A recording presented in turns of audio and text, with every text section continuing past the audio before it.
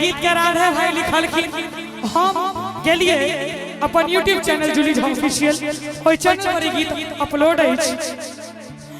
आहू आहा छोड़ के शहरिया, आहू आहा छोड़ के शहरिया लेने आए अब एगो सड़िया कुसुमरन सड़िया राजा जी सेठ लगल करिया राजा जी कुसुमरन सड़िया राजा जी सेठ लगल करिया राजा जी।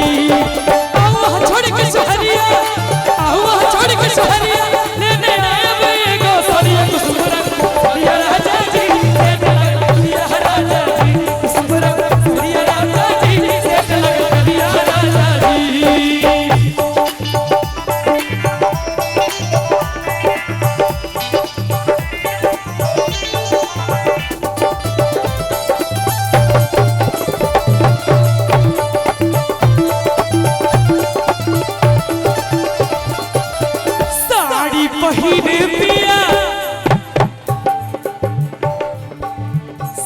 एक बार और करियो तो छोटू अंकल। साड़ी पहिर पिया, साड़ी पहिर पिया आहा संग घूमबई नाना दीदिया दहली के मन ललचेबई।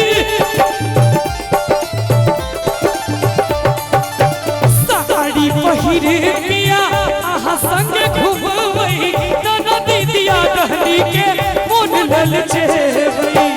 और नेट वाला होए अचरा, नेट वाला होए अचरा संग लगा के घूम गजरा कुसुमरन सड़िया राजा जी सेठ लगल करिया राजा जी कुसुमरन सड़िया राजा जी सेठ लगल करिया राजा जी।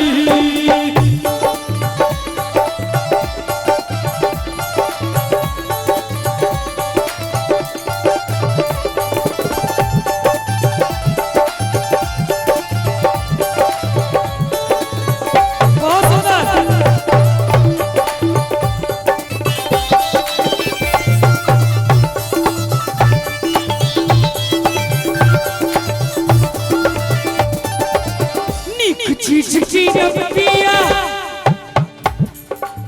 भले लागे दाम यो नहीं तो वीडियो कॉल करब जाकर दुकानियो। निक चीज चीज पिया भले लागे दाम यो नहीं तो वीडियो कॉल करब जाकर दुकानियो। ई गीत राधे भाई लिखने छथिन जो निक लागल हुए हमरा ले ले राधे भाई ले जोरदार ताली बजा दियो। निक चीज की नब पिया भले लागे दाम यो नहीं तो वीडियो कॉल करब जाकर तो कहानियो। और राधे पकड़ू रेल गड़िया, राधे पकड़ू रेल गड़िया खोल के कब घर के केवड़िया कुसुमरन सड़िया राजा जी सेठ लगल करिया राजा जी कुसुमरन सड़िया राजा जी सेठ लगल करिया राजा जी कुसुमरन सड़िया राजा जी सेठ लगल करिया राजा जी कुसुमरन सड़िया राजा जी सेठ लगल करिया राजा जी कुसुमरन सड़िया राजा जी सेठ लगल करिया राजा जी कुसुमरन सड़िया राजा जी